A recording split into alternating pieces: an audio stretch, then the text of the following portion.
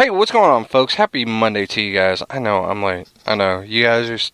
There's probably someone listening to this, sitting there staring at their speakers or staring at whatever they listen to this on, with your arms crossed, asking, "Where have you been?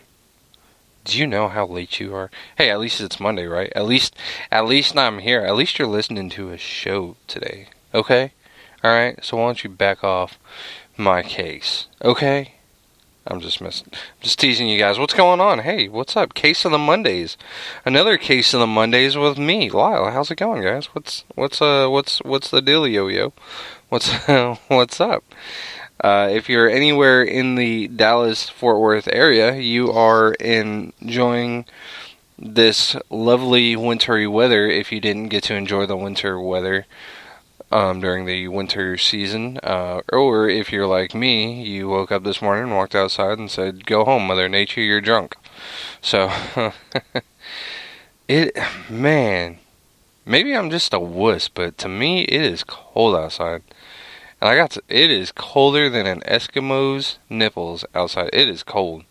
And that's with them fully clothed and everything to go outside into the cold weather.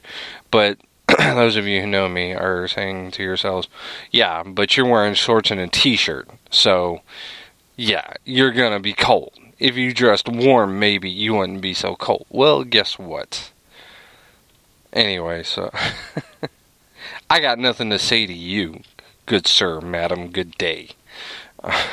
So what's going on? Hey, real quick before we get going anywhere, happy birthday to anybody with a birthday this week. Very special happy birthday. May it be as wonderful and as special, if not better, than any birthday you've had in the past. And just here's too many more. Happy birthday to you. Hope it's a good one. A good one. A very big good luck to anyone with any type of job interview, doctor's appointments, or something that happened this week to someone. And I was like, oh yeah. So I can't remember what it was though. But yeah, to anyone out there who's struggling with something, best of luck, best of wishes to you. Hopefully you get the results, or whatever it is whatever good can come out of a situation that you're in. I just hope it comes out the way you want it to, the best way possible for you, whatever the case may be. So best wishes to you and your family, everyone surrounding you, everyone around you that's would have an impact of whatever's about to take place with you. Whatever is causing you stress, a great deal of pain, anything like that. To anyone who this past week had something big or special go on, that was good. Congratulations, good job, high five, yeah, high five a dog or a cat or something. That's awesome. Congratulations, good job. Anyone who didn't get a job or whatever it was, the girl said no. Hey, you know what? There's a million fish in the sea. Just use a different bait. That's all. But to anyone who had a bad week this past week, if you're listening to this show, obviously the week wasn't that bad because you're still listening to the show, right? Right? I mean, something good came out of the week. You're still waking up, right? All right. So, yeah, there you go. There you go. Think about it. There are some people who their week was just terrible, and they don't even know about this show. They don't even know the show exists. And they're like, man, if there was just someone that would just make my week wonderful, that would just make my week wonderful, but they don't even know about the show, so they don't even know, how good a show can be, how good a week can be, they haven't even begin to experience a case of the Mondays with me. So yeah, if you know someone having a day like that, hey, give this a quick listen. Just listen to the first 30 seconds. If you hate it, you hate it. If you jab your ears out before you even start listening to it, hey, then I'm sorry that it was that bad for you, but you never know. So like I said last week, like we're going to start every week off while the baseball season is going on. Baseball is back. in case you've been living under a rock or in a cave with a rock in front of it with no service for your cell phone or laptop or any type of device that you use to look out into this world. Yeah, baseball's back, by the way. Yeah, so yeah. Really quick, I actually got to listen to. I take a small radio with me. It's a small Sony radio, and I take that to work with me. And I listen to the only thing I can listen to right now because I live in Texas, Rangers games, Texas Rangers, and I gotta say, they are, they are really. I don't say that as like they're good. No, they're terrible. Their offense. I don't think it would wake up even if you used one of their own bats to beat them and wake them up with. Seriously. And people say, well, it's just the pitcher we're going against. If that's the case, then every team you face needs a bad pitcher if you want to make your offense look good. But, jeez Louise, I feel terrible for Darvish. Darvish pitched, I believe it was 6 innings, 6 and a third or 6 2/3 innings. He held the Astros to 1 hit. He had a perfect game going up until the 6th inning, and that's when they got their 1 hit. I believe he pitched 6 innings or 8 innings. But he was, this kid is phenomenal. This guy is awesome. And if you're a Rangers fan, you know what I'm talking about. Yu Darvish is honestly an Asian Nolan Ryan. I said it. I'm sorry, I said it. He is a Asian Nolan Ryan and Randy Johnson. Hey, I said it. Okay, I'm sorry. I agree. I admit it. I said it.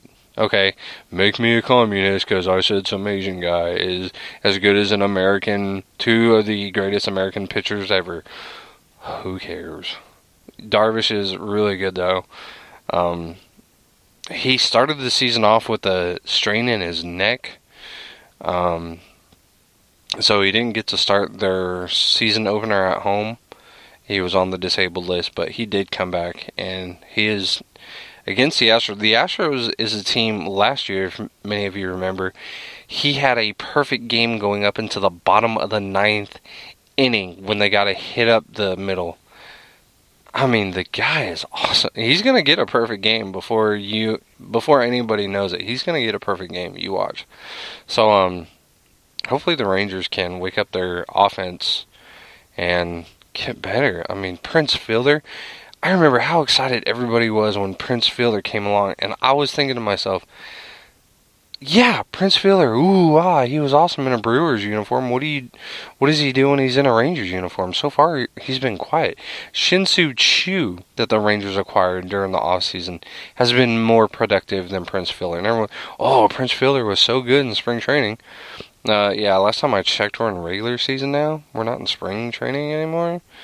So he's not facing those minor league pitchers that other ballparks, are trying to test out in spring training. He's actually facing actual people who teams figured were good enough to, move up to the major leagues.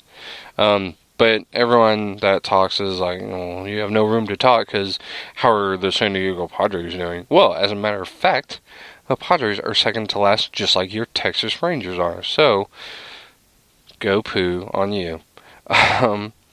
Also, something that was brought to my attention yesterday, the Minnesota Twins, actually swept a team. Oh my gosh! But it was only the Royals. Oh. It sounds great. It sounds great when you first hear it, like, wow, the Twins swept someone?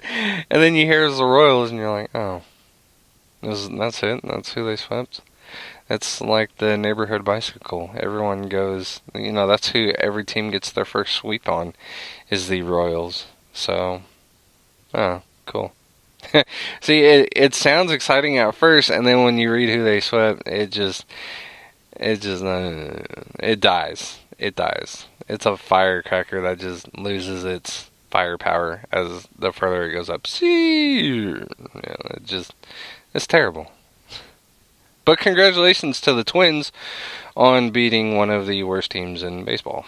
Good job. I hope you feel good about yourself. You could have let them win for once. Good job. And I've already told you that Texas and San Diego are the also second from last place team in their divisions. They're not like the last. And Texas is in the Rangers Western Division in the American League. Yeah, Houston's last. Who didn't know that? I believe Seattle's first. Seattle or Oakland? I believe it's Seattle. Seattle, Los Angeles, and then Oakland. And shockingly, Los Angeles is second, even though just this week, Josh Hamilton just went out with an injured thumb.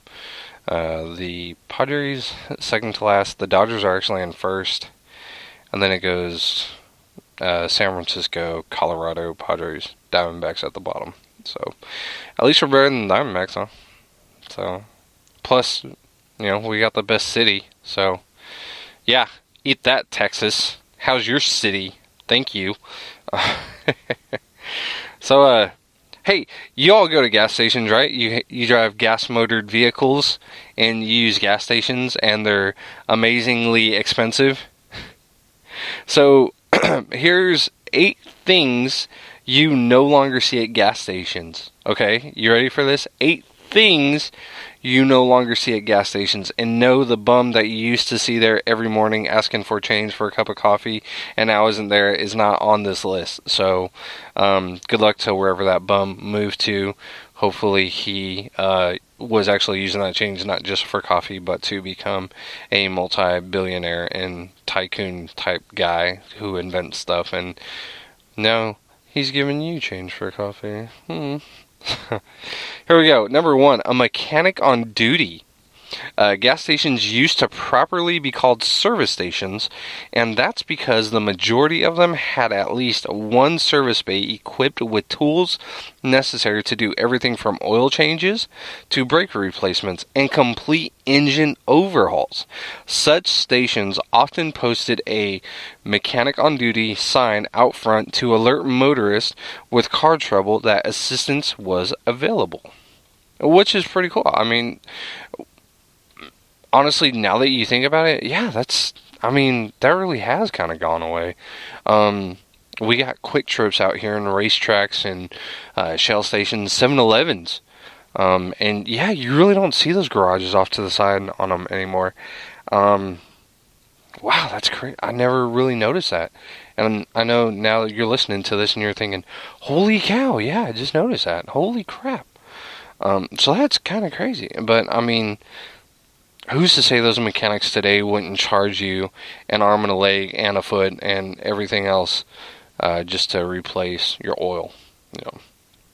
Number 2, cents per gallon pump prices. Like, that's something nobody noticed. When gasoline reached, the unfathomable price of $1 per gallon, station owners had to retrofit their pumps with a piece of adhesive tape to reflect the increased cost.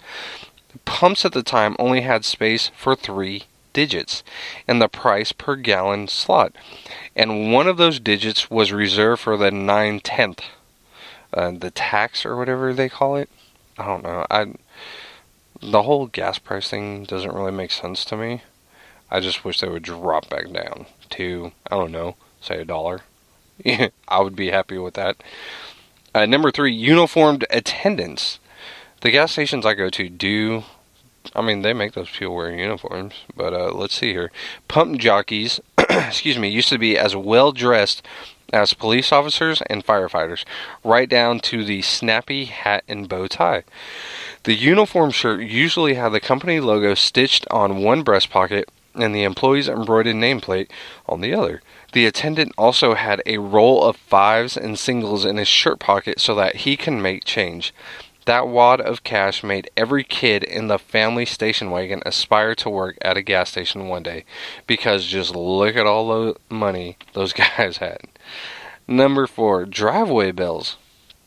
Black rubber hoses used to snake across the pavement at every gas station. They were hooked up to a bell inside the building, and the ding-ding signaled for an attendant to dash over to the driver's window and ask, "Fill her up." And I do remember those. Some, not gas stations, but some, just some certain places still use those. I really do wish they come back around, show the kids we have these days. I mean, some of this stuff, it makes sense. I mean, it would be really cool to have. And it'd open up a lot more jobs in America. I mean, isn't that what, the president is pushing for, is more jobs in America? Why not make gas stations go back to this? I mean, if gas prices are going up, if I'm going to pay $3.50 a gallon, the fact that someone is willing to come out and pump my gas for me and sit there with a card reader and try, hey, here's my card. I want $50. I want $40 worth of gas in my car. Okay, swipe the card. Here you go. And, there's like a team of guys checking the air in my tires, cleaning my windshields, and filling up my car. I mean, who doesn't want that?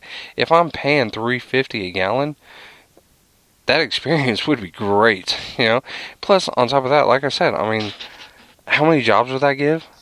I mean, that would be awesome. But is it going to happen? No. So, unfortunately.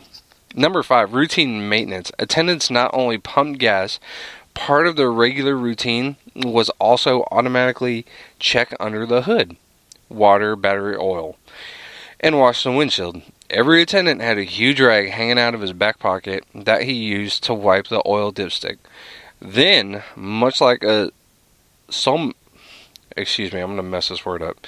Sommelier proffering a sample of vintage wine, he'd present the dipstick to the driver for his inspection. He would then wield his squeegee with the skill of a surgeon, carefully cleaning those panoramic windshields of the era with just a few expert swipes. All this, whether the customer had purchased 50 cents worth or a tank full of gas. Again, I say, who doesn't want that? Like, who doesn't want that these days? That would be amazing. Especially those with kids. And you know what I'm talking about. I'm not talking about teenagers. I'm talking about kids that you're just really weary about leaving in the car. 3-year-old, 4-year-old. And you're like, man, I really want to run inside, because if you pay at the pump, they pre-authorize your card. A lot of places do these days. And that's so stupid. And you don't want to take your kids out of the car just to go inside, just to tell them $30 on 2 and then run back out to your car. But you really don't want to leave your kids out there because there's so many crazy people in this world. You just don't want to do it. Anyway. Number 6, free road maps. Back before gas station employees were simply cashiers tucked away behind bulletproof glass, lost motorists could pull into any service station and get detailed, accurate directions. The attendant would often mark on a map as a visual aid, and then let the driver take it with him, free of charge. In fact, it was expected that gas stations in any given area had a rack full of complimentary road maps. Number 7, leaded gasoline.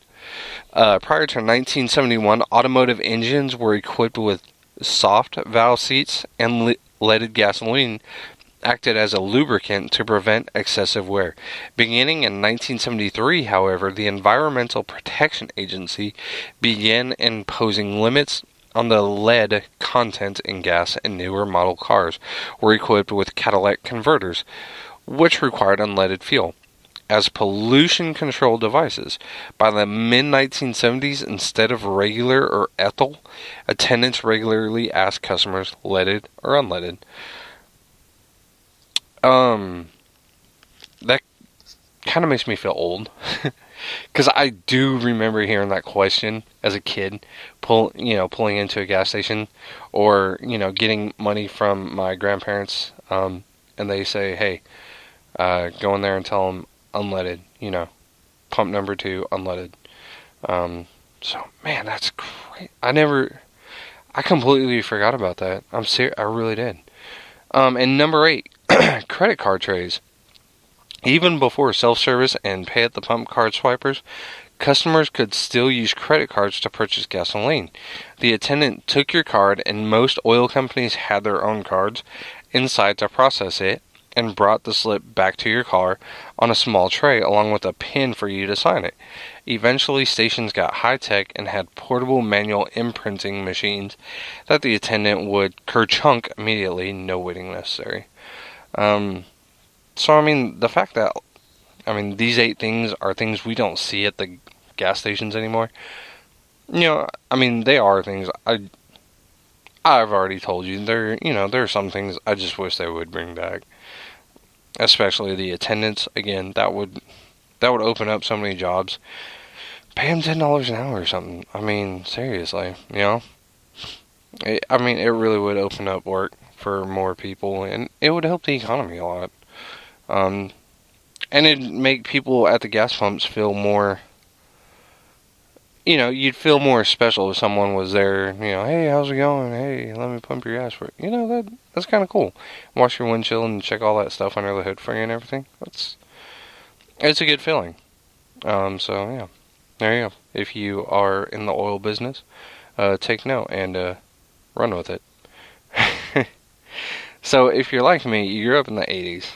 And I have right here 12 toys from the 1980s that didn't take off. The number 1 and the number 2 are 2 of the biggest. I had these toys. My cousins had these toys. We were like, wow, we were so just into these things. Just crazy. I never knew that they didn't take off. I thought they were, because to me and them, they were popular. With us, they were popular. We thought they were the coolest. We were jealous of each other because, man, Steven's got the donut. Dang it. I want that. I got 2 pizzas.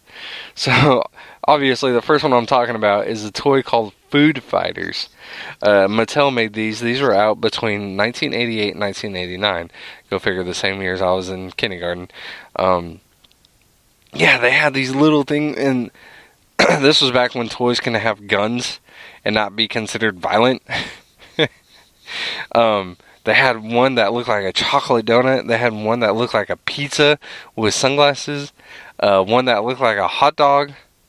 I'm trying to remember the other ones. They were so... And I know a lot of people are like, that sounds so stupid. No, they were cool, man. They were like commando food. They were cool when they had... I remember I had the grill, and you pull the spatula back, and it shot like burger patties and stuff at the other ones. It was okay. So it was cool to me. Okay, that's the toys I need to bring back today for kids. Number 2 is Barnyard Commandos. These are little things that look like sheep or goats or cows or pigs, and they had something that just snapped on their backs. That was it. They didn't move. All they came with were those little things that snapped on their backs, and you could take those things off, and then they look like a normal sheep with an angry face. And then you put the things on, and then they look like a cool government experiment. The Barnyard Commandos were actually produced and made by Playmates. Playmates were also the same ones who made the Teenage Mutant Ninja Turtle toys. Playmates still does make those toys, especially now since the Teenage Mutant Ninja Turtles are making a big comeback. But these Barnyard Commandos made by Playmates were out back in 1989. Again, around the same time the Food Fighters were out. So, 2 really big toys from my era. To me, maybe you knew what they were. I've talked to a couple of people who are like, yeah, I had those. But, yeah, there you go. Number 3, Army Ants. These were made by Hasbro in 1987. Really don't remember those. Even after I saw the picture, I didn't really remember it. It didn't ring a bell to me. Number 4, Sectars, Warriors of Symbion. These were made by Coleco, Coleco, I guess it's Coleco. This was back in 1984 and 1985. 1984, I was 2 years old, so I'm really not going to remember too much of that. Even after seeing the toys, I was not too big. Number 5, Rock Lords. These kind of look like Rock's Transformers. I'm guessing these were made by Tonka back in 1986 to 1987. I'm guessing they seen how cool Transformers was, and they tried to copy that, and it it flopped. Um, Number 6, Computer Warriors. Why didn't these take off? Again, they just weren't that cool.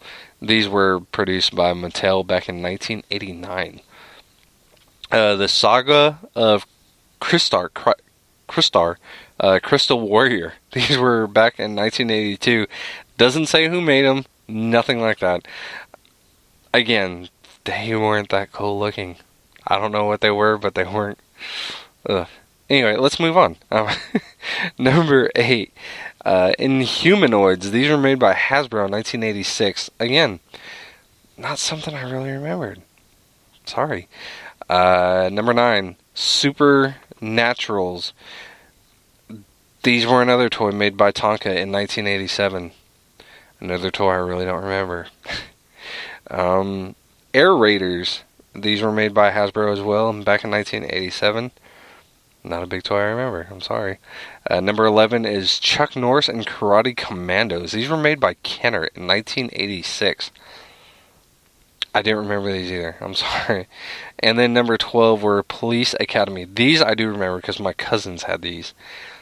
I know they had one or two of them. These were made by Kenner Toys, and these were back around 1989, 1990. So there you have it. A couple toys I didn't see on here that I wish I would have seen. But again, these are toys that didn't take off, so I'd imagine the toys from Beetlejuice, the movie. My cousins, I remember, had those. You squeeze, I believe he squeezes his arm down or he squeezes his legs, and his tongue would pop out or his eyes would pop out or something. They also had a Ghostbusters. My cousins had the Ghostbusters action figures. Again, I'm pretty sure with as popular as those shows and movies were, those toys just took off like a rocket. And, I mean, just like Star Wars toys. Star Wars toys you could still buy to this day. There's just that big of a demand for them. Whereas opposed to those 12 toys I just mentioned, there's not a big demand on them. So, again, that's why the list is called Toys That Didn't Take Off. There you go. So, Simpsons fans. I seen this, and I was really excited, but really upset that I don't have cable. Here you go. Simpsons to launch on FXX. I guess it's a new channel FX has. Correct me if I'm wrong. They're going to have a 12-day marathon. And the app is expected to debut. So here you go. To launch the first run of veteran animated series The Simpsons on cable in August, FXX, that's FXX, 2 X's, intends to start things with a bang. A 12-day marathon for the series' 552 episode run. It will be the longest continuous marathon in the history of television. That is awesome. I need to go put in for a 12-day vacation. The chief executive of FX Networks stated about the whole longest marathon in history of TV. At an upfront presentation held Wednesday in New York, an app is expected to debut in coming weeks, and while executives at the presentation suggested the name Simpsons World had been bandied about, FX Network's spokesman John Solberg said a name for the digital outlet was not formalized yet. The app would be distinct from the FXX Now mobile viewing application already available. So, there you have it. Folks, that's about all I have. You know what? I'm going to go with one more story. Why not? One more story. How about an encore? Alright. This is something I know you can... This is information I know you can use. Okay? This is useful information, so... Get your pens, get your papers, get ready. How far does Mario have to run and swim in Super Mario Brothers? Yeah. This is information you can use. It's going to be on a test sometime today. Or this week. You never know. If we assume Mario takes a route with no bonus areas or warps, the total distance from his initial starting point to the final castle is about 17,835 feet, or 3.4 miles. But what about the water levels? If you isolate these, Mario swims an estimated 1,218.5 feet or 371 meters during his ordeal, which is about 7.5 laps in an Olympic-sized pool.